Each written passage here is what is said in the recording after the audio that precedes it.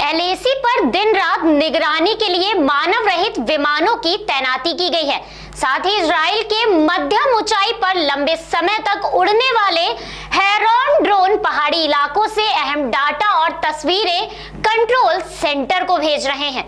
पूर्वी लद्दाख में 1.5 साल से तनाव के बीच चीनी सेना द्वारा अरुणाचल प्रदेश से सटी सरहद के भीतरी हिस्सों में सैन्य ड्रिल और तैनाती को लेकर भारत सतर्क हो गया है। भारतीय सेना ने सुरक्षा संबंधी किसी भी चुनौती से निपटने के लिए आपात योजना तैयार कर ली है और सेना के जवान चप्पे चप्पे पर तैनात कर दिए गए हैं। पूर्वी कमान के commander lieutenant general Manoj Pandey ने बताया, चीन की पीपल्स लिबरेशन आर्मी यानी पीएलए के सालाना प्रशिक्षण कार्यक्रम में भी इस बार बढ़ी हुई गतिविधियां नजर आ रही हैं। पीएलए के सैनिकों को सीमावर्ती भीतरी इलाकों में तैनात किया जा रहा है। लेफ्टिनेंट जनरल पांडे ने साथ ही ये भी बताया, दोनों देश एलएसी के निकट बुनियादी ढांचे का विकास कर रहे हैं। इससे कुछ विवाद पैदा होते रहते हैं, जिस वजह से ही सेना को सतर्क कर दिया गया है और तैनाती बढ़ा दी गई है।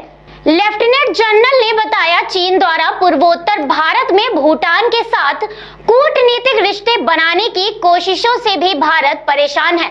हालांकि चीन भूटान में दशकों पुराने सीमा विवाद पर हुए समझौते पर सीधे कुछ न कहते हुए लेफ्टिनेंट जनरल ने उम्मीद जताई है कि समझौता सरकारी अधिकारियों की नजर में होगा।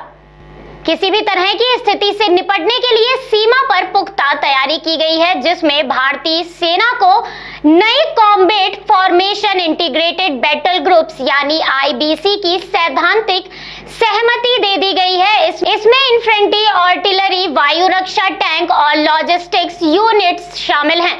इससे पाकिस्तान और चीन की सीमा पर लड़ाकू क्षमताओं में इजाफा होगा। एलएसी और सीमा के भीतरी क्षेत्रों में भारत ने निगरानी बढ़ा दी है, जिसमें सभी उपलब्ध संसाधनों का उपयोग किया जा रहा है। किसी भी तरह के विवाद से निपटने के लिए एलएसी पर इस वक्त करीब 50 से 60 हजार सैनिक तैनात हैं, ताकि किसी भी हरकत का मुंह तोड़ जवाब दिया जा सके।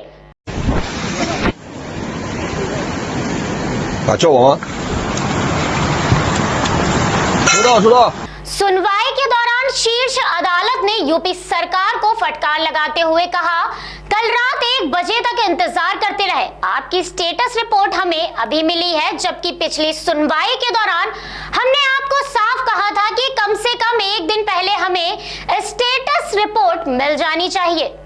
बता दें कि उत्तर प्रदेश के लखीमपुर खीरी में हुई हिंसा मामले पर सुप्रीम कोर्ट में सुनवाई हुई। इस दौरान सुप्रीम कोर्ट ने स्टेटस रिपोर्ट दाखिल करने में देरी को लेकर यूपी सरकार को जमकर फटकार लगाई। कोर्ट ने कहा कि कल रात 1 बजे तक इंतजार करते रहे, आपकी स्टेटस रिपोर्ट हमें आखिरी वक्त में मिली है, जबकि पिछली सुनवाई के दौरान ही हमने आपको साफ कह दिया था कि कम से कम 1 दिन पहले हमें स्टेटस रिपोर्ट मिल जानी चाहिए। वहीं इसके जवाब में यूपी सरकार की तरफ से पेश वकील हरीश साल्वे बोले, हमने प्रगति रिपोर्ट दाखिल की है, आप मामले की सुनवाई शुक्रवार तक टाल दीजिए। हालांकि कोर्ट ने सुनवाई टालने से साफ मना कर दिया। सुनवाई के दौरान चीफ जस्टिस एनवी रमन्ना ने यूपी सरकार से पूछा कि आपने 44 लोगों की गवाही ली है, बाकी की गवाही क्यों नहीं ली गई।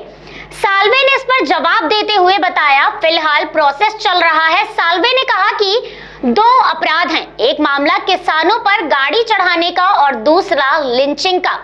पहले मामले में 10 लोग गिरफ्तार किए गए हैं। मुख्य न्यायाधीश ने पूछा कि कुछ लोग न्यायिक हिरासत में और कुछ पुलिस हिरासत में क्यों हैं, सभी को पुलिस हिरासत में आखिर क्यों नहीं लिया गया।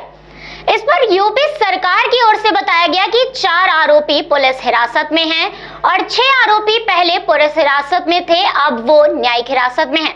जिसके बाद सुप्रीम कोर्ट ने कहा कि गवाहों और पीड़ितों के 164 के तहत बयान जल्द से जल्द दर्ज कराए जाएं।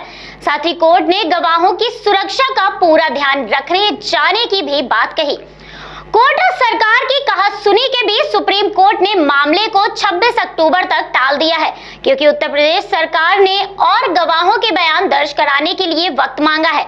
अब सुप्रीम कोर्ट ने यूपी सरकार से इस मामले पर 26 अक्टूबर से पहले तक की स्टेटस रिपोर्ट दाखिल करने को कहा है।